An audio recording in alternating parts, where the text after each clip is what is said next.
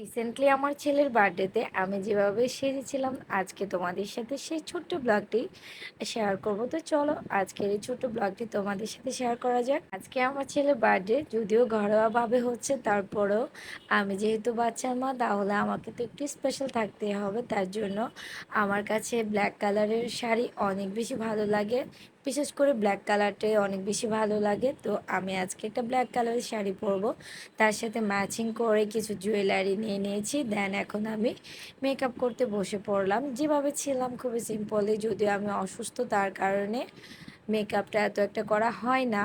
তারপরেও ভাবলাম যে আজকে ছেলের বার্থডে, তাই একটু মেকআপ করি। তো এই প্রথমে আমি একটা স্মোকি লুক করে নিয়েছি ব্ল্যাক শাড়ির সাথে, ব্ল্যাক কালারের মধ্যে গোল্ডেন কালারের একটু শিমারি ছিল। তো অলরেডি দেখতে পাচ্ছ আমার আই লুকটা।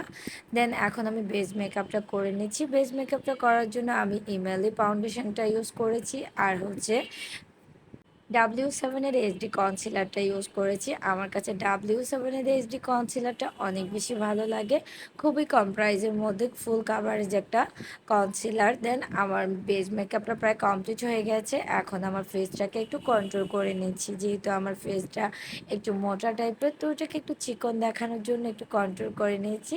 দেন এখন সেটিং স্প্রে দিয়ে আমার মেকআপটা কমপ্লিট করে এখন আমি একটু লিপস্টিক লাগিয়ে নিয়েছি। আমার কাছে নোট কালার লিপস্টিক সব থেকে বেশি ভালো লাগে, আর বিশেষ করে স্মোকি লোকের সাথে মনে হয় যেন আর নোট কালার লিপস্টিকগুলো দেখতে অনেক বেশি ভালো লাগে। তো হাইলাইটারটা লাগিয়ে নিয়েছি। দেন এখন আমি মাস্কারাটা লাগিয়ে নেব।